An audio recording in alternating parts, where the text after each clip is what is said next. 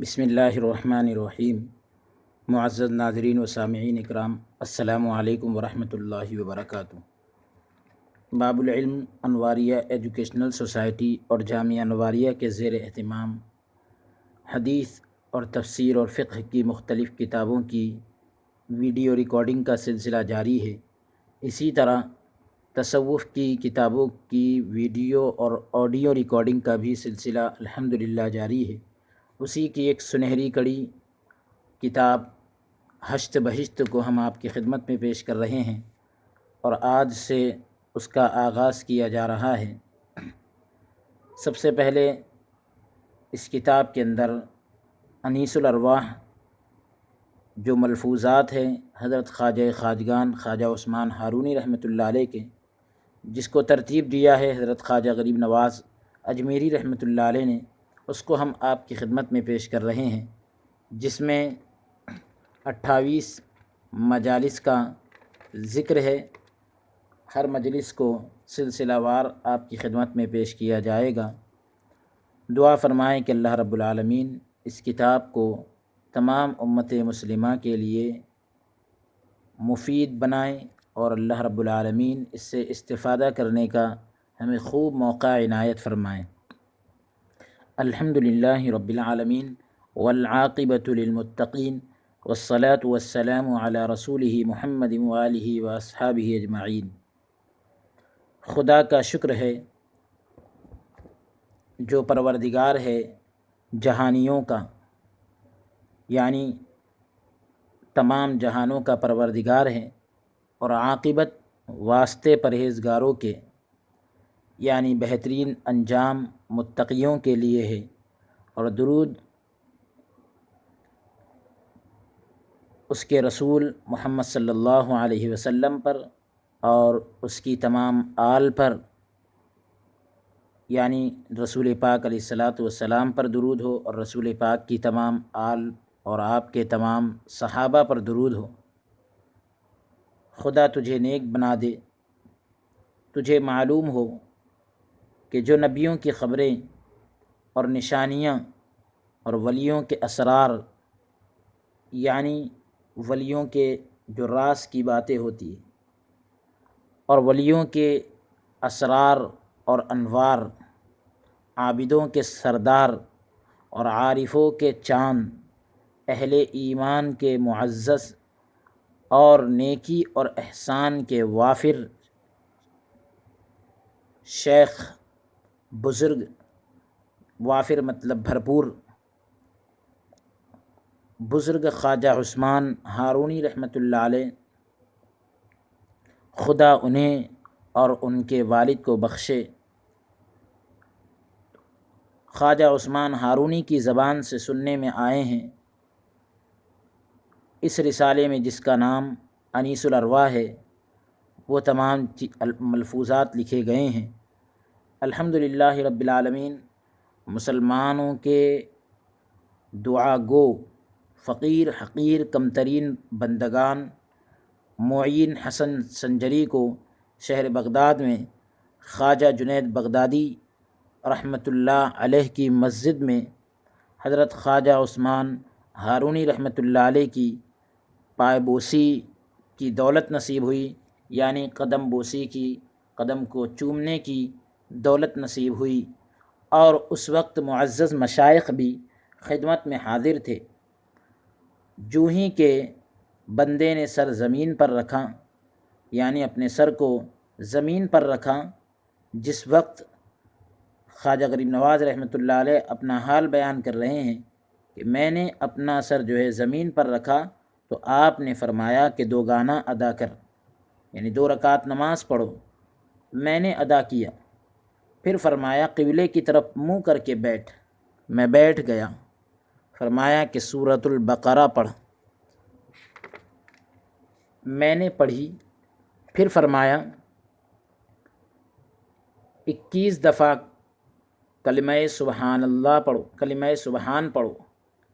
میں نے پڑھا، یعنی سبحان اللہ کا جو کلمہ ہے وہ 21 مرتبہ پڑھنے کا حکم کیا، میں نے اس کو پڑھ لیا۔ بعد میں خود کھڑے ہو کر منہ آسمان کی طرف کیا اور میرا ہاتھ پکڑ کر فرمایا کہ میں نے تجھے خدا تک پہنچا دیا۔ جو ہی یہ فرمایا، یعنی جیسے ہی یہ کہنا تھا، قینچی اپنے دست مبارک میں لے کر میرے سر پر چلائی، یعنی اپنے مبارک ہاتھ میں قینچی لی اور میرے سر پر چلا دی، اور 4 ترکی کلاه اس عقیدت مند کے سر پر رکھی۔ یعنی جو ٹوپی ہوتی ہے تو وہ جو ہے حضرت خواجہ عثمان ہارونی رحمۃ اللہ علیہ نے خواجہ غریب نواز رحمۃ اللہ علیہ کے سر پر رکھی اور خاص گودڑی عنایت فرمائی۔ پھر فرمایا بیٹھ جا۔ میں بیٹھ گیا۔ فرمایا کہ ہمارے خانوادے میں 8 پہر کا مجاہدہ ہوتا ہے، دن اور رات کے اندر 8 پہر ہوتے ہیں۔ جیسے ہم کہتے ہیں 2 پہر، تو اس طریقے سے ایسے پورے دن اور رات کے اندر 8 پہر ہوتے ہیں۔ تو فرمایا کہ ہمارے خانوادے میں 8 پہر کا مجاہدہ ہوتا ہے، یعنی جو مشقتیں برداشت کی جاتی ہے اور عبادتیں اور ریاضتیں کی جاتی ہے، تو وہ کسی ایک پہر کے ساتھ اور دن اور رات کی کسی خاص لمحے کے ساتھ خاص نہیں، بلکہ ہر وقت مجاہدہ ہوتا ہے۔ آج کی رات اور آج کا دن مجاہدے میں مشغول رہو۔ آپ کے ارشاد کے موافق، یعنی آپ کے کہنے کے مطابق میں نے ایک دن رات گزارے، یعنی ایک رات اور ایک دن گزار لیا۔ جب دوسرے دن خواجہ صاحب کی خدمت میں حاضر ہوا، آپ نے فرمایا بیٹھ، اور 1000 مرتبہ سورہ اخلاص پڑھ۔ میں نے پڑھی، 1000 مرتبہ میں نے سورہ اخلاص پڑھا۔ پھر فرمایا اوپر کی طرف دیکھ۔ جو ہی کہ میں نے آسمان کی طرف نگاہ کی، یعنی جیسے ہی میں نے آسمان کی طرف دیکھا، آپ نے فرمایا تجھے کیا دکھائی دیتا ہے؟ میں نے عرض کیا، میں نے کہا کہ عرش عظیم تک سب کچھ دکھائی دیتا ہے۔ خواجہ غریب نواز رحمۃ اللہ علیہ فرماتے ہیں کہ میں نے جب آسمان کی طرف نگاہ اٹھا کر دیکھا تو عرش اعظم تک سب کچھ نظر آنے لگا۔ پھر فرمایا زمین کی طرف دیکھ۔ جب میں نے زمین کی طرف دیکھا، فرمایا کہاں تک تجھے دکھائی دیتا ہے؟ یعنی نیچے کی طرف دیکھنے کے لیے کہا، تو پوچھا کہ کہاں تک دکھائی دیتا ہے؟ میں نے عرض کیا، خواجہ غریب نواز فرماتے ہیں میں نے عرض کیا حجاب عظمت تک، یعنی حجاب کے معنی آتے ہیں پردے کے، عظمت کے پردے تک۔ فرمایا آنکھ بند کر۔ جب میں نے بند کی، فرمایا کھول۔ میں نے کھولی۔ مجھے 2 انگلیاں دکھا کر فرمایا کہ تجھے کیا دکھائی دیتا ہے؟ میں نے عرض کیا کہ 18,000 قسم کی مخلوقات، یعنی 18,000 طرح کی مخلوقات مجھے نظر آ رہی۔ جب میں نے عرض کیا تو آپ نے فرمایا جا، تیرا کام سنور گیا، یعنی تیرا کام بن گیا۔ ایک اینٹ پاس پڑی تھی، یعنی پاس میں قریب میں نزدیک میں ایک اینٹ پڑی تھی۔ آپ نے فرمایا کہ اس کو الٹ، یعنی اس کو پلٹ دو۔ جب میں نے اس الٹی، یعنی میں نے اس اینٹ کو پلٹ دیا، تو اس کے نیچے 1 مٹھی سونے کے دینار تھے۔ آپ نے فرمایا اسے لے جا کر فقیروں کو صدقہ دے۔ جب میں نے صدقہ دیا تو فرمایا کہ چند روز تک تو ہماری خدمت میں رہو، یعنی چند روز تک آپ ہماری خدمت میں رہیے۔ میں نے عرض کیا کہ بندہ فرما بردار ہے، یعنی آپ جیسا کہیں ویسا ہوگا۔ پھر خواجہ عثمان ہارونی رحمۃ اللہ علیہ نے خانہ کعبہ کی طرف سفر اختیار کیا، یعنی خانہ کعبہ کی طرف سفر کرنے کو پسند کیا، اور پہلا سفر دعا گو کا یہی تھا، یعنی خواجہ غریب نواز رحمۃ اللہ علیہ کا یہ پہلا سفر تھا۔ الغرض بہرحال ایک شہر میں پہنچ کر ہم نے مقربان خدا کی ایک جماعت دیکھی، یعنی ایسے لوگوں کی جماعت دیکھی جو خدا کے قریب تھے، جن کو اپنے آپ کی ہوش نہ تھی، یعنی جن کو خود کا بھی ہوش نہ تھا۔ چند روز انہی کے پاس رہے، کچھ دن انہی کے پاس گزارے، جو اب تک ہوش میں نہیں آئے تھے۔ پھر خانہ کعبہ کی زیارت کی۔ اس جگہ بھی خواجہ صاحب نے، خواجہ عثمان ہارونی رحمۃ اللہ علیہ نے میرا ہاتھ پکڑ کر مجھے خدا کے سپرد کیا، اور خانہ کعبہ کے پرنالے کے نیچے، یعنی جہاں سے خانہ کعبہ کا پانی بہتا ہے، اس کے نیچے اس درویش کے بارے میں مناجات کی، یعنی میرے بارے میں راز و نیاز کی باتیں کی، سرگوشی کی۔ تو آواز آئی کہ ہم نے معین الدین کو قبول کیا، یعنی خواجہ عثمان ہارونی رحمۃ اللہ علیہ مقام قرب میں پہنچ گئے ہیں، اور خواجہ غریب نواز رحمۃ اللہ علیہ کے تعلق سے باتیں کر رہے ہیں، تو آواز آ رہی ہے کہ ہم نے معین الدین کو قبول کیا۔ جب وہاں سے لوٹ کر ہم رسول اللہ صلی اللہ علیہ وسلم کی زیارت کے لیے آئے، رسول خدا صلی اللہ علیہ وسلم کی دیدار کے لیے آئے، تو فرمایا کہ سلام کرو۔ خواجہ عثمان ہارونی رحمۃ اللہ علیہ نے فرمایا کہ پیارے نبی صلی اللہ علیہ وسلم کی بارگاہ میں جب آئے ہیں تو آپ سلام کریے۔ میں نے سلام کیا، آواز آئی وعلیکم السلام، اے سمندر اور جنگل کے مشائخوں کے قطب۔ بارگاہ مصطفی صلی اللہ علیہ وسلم سے آواز آ رہی ہے وعلیکم السلام، اے سمندر اور جنگل کے مشائخوں کے قطب۔ جب یہ آواز آئی تو خواجہ صاحب رحمۃ اللہ علیہ نے فرمایا تیرا کام مکمل ہو گیا۔ اس کے بعد ہم بدخشاں میں آئے اور ایک بزرگ سے ملے جو کہ خواجہ جنید بغدادی علیہ الرحمہ کے پیشکاروں میں سے تھا، یعنی ان کے کام کرنے والوں میں سے تھا، اور جس کی عمر 100 سال کی تھی۔ وہ از حد خدا کی یاد میں مشغول تھا، یعنی بہت زیادہ خدا کی یاد میں مشغول تھا، لگا ہوا تھا، لیکن اس کا ایک پاؤں نہ تھا، یعنی وہ ایک پیر والا تھا۔ اس بارے میں جب اس سے پوچھا گیا تو اس نے فرمایا کہ ایک دفعہ کا ذکر ہے کہ نفسانی خواہش کی خاطر جھوپڑی سے باہر قدم رکھا ہی چاہتا تھا کہ آواز آئی، یعنی نفسانی خواہش کو پورا کرنے کے لیے جھوپڑی سے باہر میں نے قدم نکالا ہی تھا یا نکالنا چاہتا ہی تھا کہ آواز آئی، اے مدعی، یہی تیرا اقرار تھا جو تو نے فراموش کر دیا، یعنی اے دعویٰ کرنے والے، کیا یہی تیرا قول تھا جس کو تو نے بھلا دیا؟ چھری پاس پڑی تھی، میں نے اٹھا کر اپنا پاؤں کاٹ ڈالا اور باہر پھینک دیا۔ آج 40 سال کا عرصہ گزرا ہے، یعنی 40 سال کا وقت گزر گیا کہ میں نے اپنے پاؤں کو کاٹا۔ اپنے پاؤں کو کاٹے ہوئے 40 سال کا وقت گزر گیا اور حیرانی کے عالم میں مبتلا ہوں۔ میں نہیں جانتا کہ کل درویشوں میں یہ منہ کس طرح دکھاؤں گا، یعنی اپنا چہرہ کیسے دکھاؤں گا، مجھے اب حیرت ہے، مجھے نہیں معلوم کہ اب کیا ہوگا۔ پھر ہم وہیں سے واپس آئے اور بخارا میں پہنچے اور وہاں کے بزرگوں کو ایک اور ہی حالت میں پایا، یعنی وہاں کے بزرگوں کی کیفیت تو کچھ اور ہی تھی، حالت کچھ اور تھی جن کا وصف تحریر نہیں ہو سکتا، جس کو لکھا نہیں جا سکتا ان کی کیفیت کیا تھی۔ اسی طرح 10 سال تک میں خواجہ صاحب کی خدمت میں سفر کرتا رہا، خواجہ عثمان ہارونی رحمۃ اللہ علیہ کی خدمت میں سفر کرتا رہا،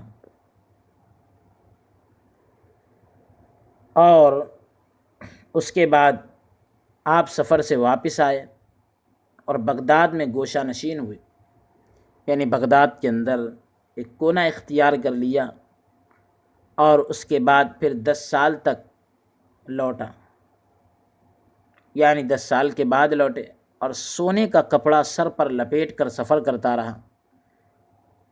پھر جب خواجہ صاحب سے واپس آ کر بغداد میں گوشہ نشینی اختیار کی اور اس درویش کو حکم ہوا کہ میں کچھ مدت تک باہر نہیں نکلوں گا، تجھے لازم ہے کہ چاشت کے وقت آؤ، یعنی آپ کے لیے ضروری ہے کہ آپ چاشت کے وقت تشریف لائیے تاکہ میں تجھے فقر کی ترغیب دوں، یعنی جو فقیری ہوتی ہے اس کی طرف میں تمہیں دلچسپی دلاؤں، جو کہ میرے بعد میرے مریدوں اور فرزندوں کے لیے میری یادگار رہے، میرے مریدین کے لیے، میری اولاد کے لیے یہ فقر جو ہے یادگار رہے گا۔ بندے نے حکم کے بموجب، یعنی حکم کے مطابق اسی طرح کیا۔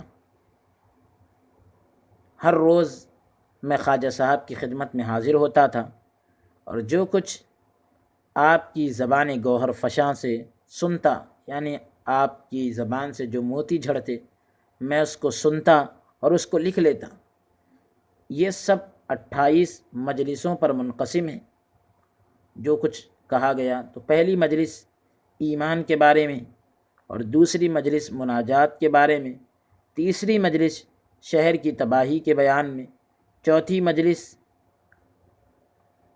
عورتوں کے بیان میں، فرمانبرداری اور غلام آزاد کرنے کے بیان میں، پانچویں مجلس صدقے کے بیان میں، چھٹی مجلس شراب پینے کے بیان میں، ساتویں مجلس مومنوں کو تکلیف دینے کے بیان میں، آٹھویں مجلس گالی گلوچ کے بارے میں، نویں مجلس کام کرنے اور کمانے کے بیان میں، 10ویں مجلس مصیبت کے بیان میں، 11ویں مجلس جانوروں کے مارنے کے بیان میں، 12ویں مجلس سلام کرنے کے بیان میں، اور 13ویں مجلس نماز کے کفارے میں، 14ویں مجلس فاتحہ کے اور اخلاص کے بیان میں، 15ویں مجلس بہشت اور اہل بہشت کے بیان میں، یعنی جنت اور جنت والوں کے بیان میں، 16ویں مجلس مسجد کی فضیلت کے بیان میں، 17ویں مجلس دنیا کے اکٹھا کرنے کے بیان میں، 18ویں مجلس چھینک لینے کے بیان میں،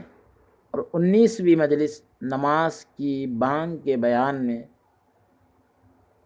20ویں مجلس مومن کے بیان میں، 21ویں مجلس حاجت روا کرنے کے بیان میں، یعنی حاجت کو پورا کرنے کے بیان میں، 22ویں مجلس آخری زمانے کے بیان میں، 23ویں مجلس موت کے یاد کرنے کے بیان میں، 24ویں مجلس مسجد میں چراغ بھیجنے کے بیان میں، 25ویں مجلس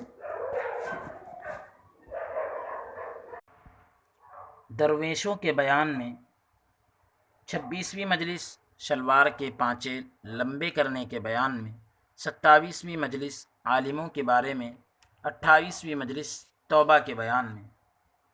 تو پہلی مجلس جس میں ایمان کا ذکر ہوا،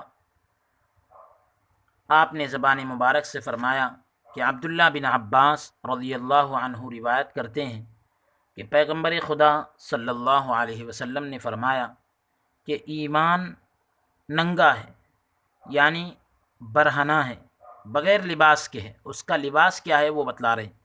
اس کا لباس پرہیزگاری ہے، اور اس کا سرہانہ فقر ہے، اور اس کا دوا یعنی اس کا علاج علم ہے، اور اس بات کی شہادت لا الہ الا اللہ محمد الرسول اللہ پر ایمان ہے۔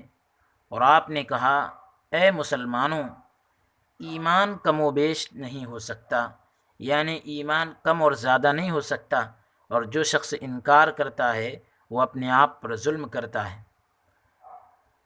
پھر فرمایا کہ رسول اللہ صلی اللہ علیہ وسلم کے لیے حکم آیا کہ جاؤ کافروں سے جنگ کرو اس وقت تک کہ کہیں لا الہ الا اللہ محمد الرسول اللہ، نہیں ہے کوئی معبود مگر اللہ، اور محمد صلی اللہ علیہ وسلم خدا کے بھیجے ہوئے ہیں۔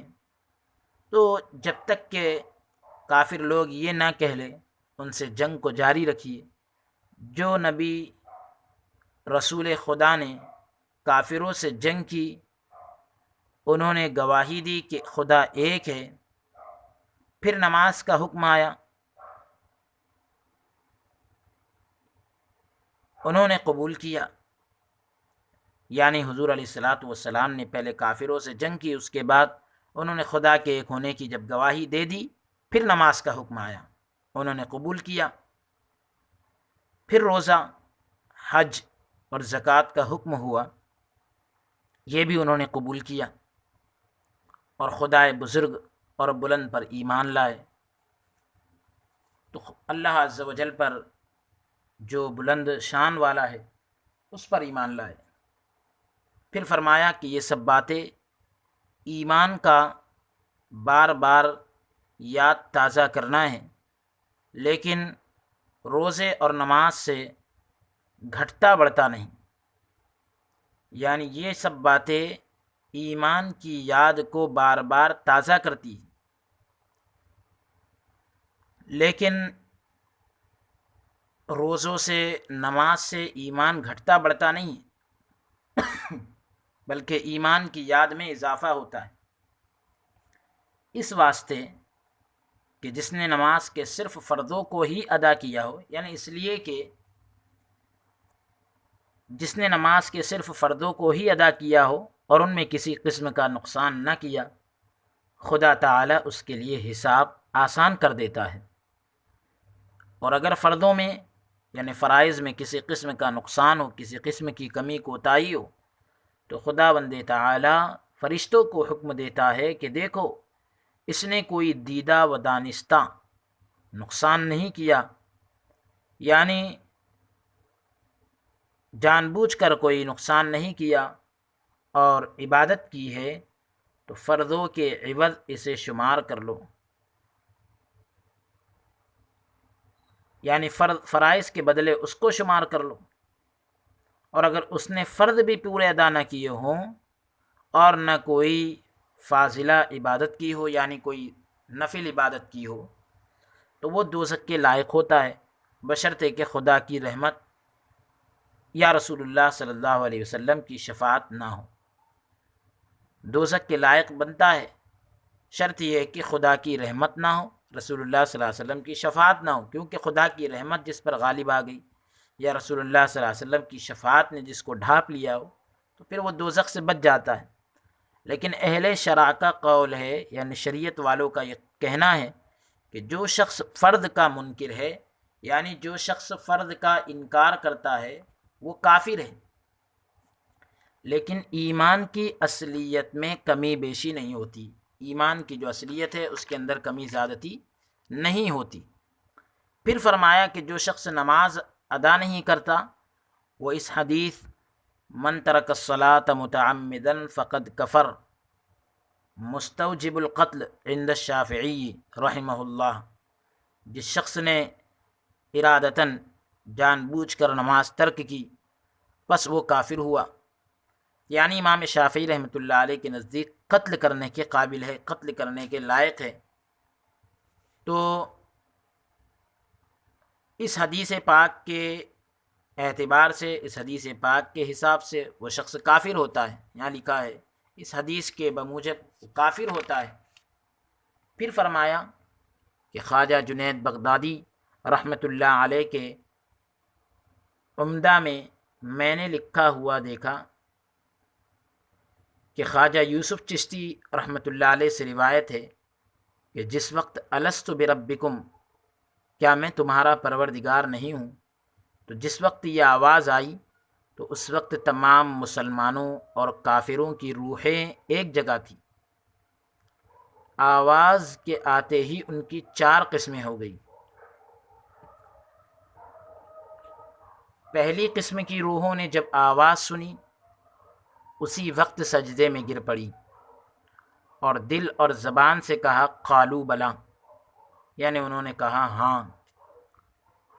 دوسری قسم کی روحوں نے بھی سجدہ کیا اور زبان سے کہا قالوا بلا، لیکن دل سے قالوا بلا نہیں کہا، یعنی ہاں تو کہا لیکن دل سے نہیں، صرف زبان سے کہا۔ تیسری قسم کی روحوں نے دل سے کہا، یعنی انہوں نے زبان سے نہیں کہا، دل سے کہا۔ اور چوتھی قسم کی روحوں نے نہ دل سے کہا اور نہ زبان سے کہا۔ پھر خواجہ صاحب نے اس کی تفصیل یوں فرمائی کہ جنہوں نے سجدہ کیا اور دل اور زبان سے اقرار کیا وہ اولیاء، نبی اور مومن تھے، اور جنہوں نے زبان سے کہا دل سے نہ کہا وہ ان مسلمانوں کا گروہ تھا، ان مسلمانوں کا قافلہ تھا جو پہلے مسلمان ہوتے ہیں، یعنی پہلے مسلمان ہوئے اور مرتی دفعہ بے ایمان ہو کر دنیا سے جاتے ہیں، یعنی مرتے وقت جو ہے بے ایمان ہو کر دنیا سے جاتے ہیں۔ اور تیسری قسم جنہوں نے زبان سے نہ کہا لیکن دل سے کہا وہ ایسے کافر تھے جو پہلے کافر ہوتے ہیں بعد میں مسلمان ہو جاتے ہیں۔ لیکن چوتھی قسم جنہوں نے نہ دل سے کہا نہ زبان سے، وہ کافر تھے، ایسے کافر جو پہلے سے ہی کافر تھے اور بعد میں بھی کافر ہو کر ہی دنیا سے گزر جاتے ہیں۔ جب ان فوائد کو خواجہ صاحب رحمۃ اللہ علیہ نے ختم کیا تو آپ یاد الہی میں مشغول ہو گئے اور دعا گو واپس چلا آیا، یعنی آپ جو ہے خواجہ عثمان ہارونی رحمۃ اللہ علیہ یاد الہی میں لگ گئے، اور دعا گو سے مراد خواجہ اجمیر رحمۃ اللہ علیہ، خواجہ غریب نواز رحمۃ اللہ علیہ کی ذات گرامی۔ آپ فرماتے ہیں کہ میں واپس چلا آیا الحمدللہ علی ذالک، یعنی آپ اللہ تبارک و تعالیٰ کا اس پر شکر ادا کرتے ہیں۔ دوسری مجلس دوم حضرت آدم علیہ السلام کی مناجات کے بارے میں گفتگو ہوئی۔ خواجہ صاحب نے فرمایا کہ میں نے خواجہ یوسف چشتی رحمۃ اللہ علیہ کی زبانی سنا ہے، انہوں نے کہا کہ میں نے ابو اللیث سمرقندی رحمۃ اللہ علیہ کی فقہ میں لکھا دیکھا، ان کی فقہ کی کتاب میں لکھا دیکھا ہے کہ علی ابن ابی طالب رضی اللہ عنہ سے روایت ہے، یا علی بن ابی طالب روایت کرتے ہیں فتلقى آدم من ربہ کلمات، کہ آدم علیہ السلام نے اپنے پروردگار سے سیکھ لی کچھ باتیں۔ تو یہ وہ وقت تھا جب حضرت آدم علیہ السلام بہشت سے بھاگے تھے، یعنی حضرت آدم علیہ السلام جنت سے نکلے تھے۔ خداوند تعالی نے فرمایا اے آدم کیا تو مجھ سے بھاگتا ہے؟ عرض کی کہ نہیں میرے پروردگار، بلکہ مجھے اس رسوائی کے سبب تجھ سے شرم آتی۔ تو یہ ناظرین اکرام جو حضرت آدم علیہ السلام کے بہشت سے بھاگنے کا یہاں پر ذکر ہے، یہ علاقائی زبان کے اعتبار سے ہوتا ہے۔ بعض علاقوں کے اندر یہ لفظ نامناسب سمجھا جاتا ہے اور بعض علاقوں کے اندر یہ لفظ عام ہوتا ہے۔ بہرحال ہم اس اعتبار سے اس کو سنیں اور سمجھیں کہ حضرت آدم علیہ السلام جنت سے جب نکلے تھے، پھر اللہ تعالیٰ نے فرمایا کہ اے آدم کیا تم مجھ سے بھاگتے ہو؟ عرض کی کہ نہیں میرے پروردگار، بلکہ مجھے اس رسوائی کے اور اس ذلت کی وجہ سے اب مجھے شرم آتی ہے۔ پھر سورج گرہن اور چاند گرہن کے بارے میں گفتگو ہوئی تو خواجہ صاحب رحمۃ اللہ علیہ نے زبان مبارک سے فرمایا، اپنی مبارک زبان سے خواجہ عثمان ہارونی رحمۃ اللہ علیہ نے فرمایا کہ ابن عباس روایت کرتے ہیں کہ ایک دفعہ رسول اللہ صلی اللہ علیہ وسلم کے عہد میں، رسول اللہ صلی اللہ علیہ وسلم کے زمانے میں چاند گرہن واقع ہوا۔ جب پیغمبر خدا سے اس بارے میں سوال کیا گیا تو حضرت صلی اللہ علیہ وسلم نے فرمایا کہ جب دنیا کے بندوں کے گناہ بہت ہو جاتے ہیں اور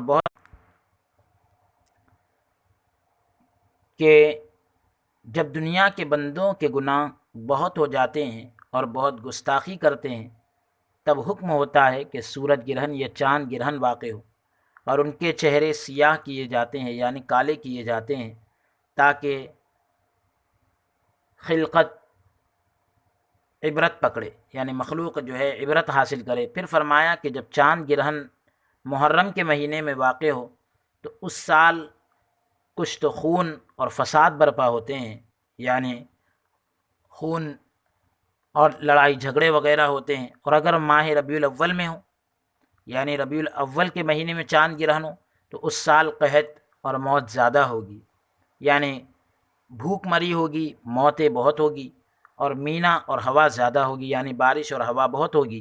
اور اگر ماہ ربیع الاخر میں چاند گرہن واقع ہو تو بزرگوں کی تبدیلی اور ملک میں فطور واقع ہوگا، یعنی بزرگوں کی جو تبدیلیاں ہوتی ہے اور ان کی جو حکومتیں ہوتی ہے تو اس میں خرابی واقع ہوگی۔ اور جب جمادی الاول میں واقع ہو تو بجلی اور بارش بکثرت ہوگی، یعنی بہت زیادہ ہوگی، اور ناگہانی موتیں کثرت سے واقع ہوگی، یعنی اچانک موتیں بہت ہوگی۔ اور اگر جمادی الاخر میں واقع ہو تو اس سال فصلیں عمدہ ہوگی، بہت زیادہ ہوگی، اور نرخ ارزاں ہوگا، یعنی بھاؤ بھی اچھا ہوگا، اور لوگ عیش و عشرت میں بسر کریں گے، زندگی گزاریں گے۔ اور اگر ماہ رجب میں واقع ہو اور مہینے کا شروع اور جمعہ کا دن ہو، جمعہ کا روز ہو، تو اس سال بھوک اور مصیبتیں بہت نازل ہوں گی، اور آسمان پر سیاہی نازل ہوگی، کالا پن آ جائے گا۔ اور اگر ماہ شعبان میں چاند گرہن واقع ہو تو اس سال خلقت کے درمیان، یعنی مخلوق کے درمیان صلح اور آرام ہوگا۔ اور اگر ماہ رمضان میں واقع ہو چاند گرہن اور مہینے کا شروع جمعہ کا دن ہو، اور اس سال قحط اور مصیبت نازل ہوگی، اور آسمان سے بڑی سخت آواز آئے گی جس سے خلقت بیدار ہو جائے گی، مخلوق اٹھ جائے گی، بیدار ہو جائے گی، اور کھڑے ہوئے آدمی منہ کے بل گر پڑیں گے۔ اور اگر ماہ شوال میں واقع ہو تو اس سال مردوں کو بہت سی بیماریاں لاحق ہوگی، اور اگر ماہ ذی الحجہ میں واقع ہو تو اس سال فراخی ہوگی، یعنی خوشحالی ہوگی، اور اس سال حاجیوں کی راہ منقطع ہوگی، یعنی حاجیوں کا جو راستہ ہوگا وہ کاٹ دیا جائے گا۔ اور اگر ماہ محرم میں واقع ہو تو جاننا چاہیے کہ سارا سال فساد برپا ہوں گے، اور ایک دوسرے کے عیب بیان کریں گے، اور دنیا کو چھوڑیں گے، اور آخرت ویران کریں گے، اور قول و قرار میں مومن نہیں رہیں گے۔ وہ منافق دولت مند کو بزرگ خیال کریں گے، اور درویشوں کو ذلیل خیال کریں گے، یعنی درویشوں کو گرا ہوا سمجھیں گے۔ اس وقت خدا تعالیٰ ان پر مصیبتیں نازل کرے گا تاکہ ان کی عیش، یعنی ان کا آرام تلخ ہو جائے، بے مزہ ہو جائے، کڑوا ہو جائے۔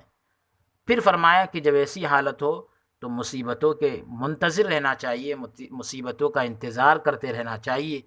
جب ان فوائد کو، فائدے کی باتوں کو خواجہ صاحب یعنی خواجہ عثمان ہارونی رحمۃ اللہ علیہ ختم کر چکے تو یاد الہی میں مشغول ہو گئے، لگ گئے یاد الہی کے اندر، اور دعا گو واپس چلا آیا، یعنی خواجہ غریب نواز رحمۃ اللہ علیہ واپس چلے آئے۔ الحمدللہ علی ذالک۔ اللہ رب العزت ہم سب کو اس کتاب کے فیوض و برکات سے مالا مال فرمائے، اور اللہ رب العالمین اس ادارے کی خدمات کو قبول فرمائے جو اس کتاب کو امت تک پہنچانے کا ایک ذریعہ بن رہے ہیں اور اس میں حصہ لے رہے ہیں۔ اللہ تبارک و تعالی انہیں جزائے خیر عطا فرمائے، آمین۔ وصلی اللہ تعالی وسلم علی خیر خلقی سیدنا محمد وآلہ واصحابہ اجمعین، والحمد للہ رب العالمین۔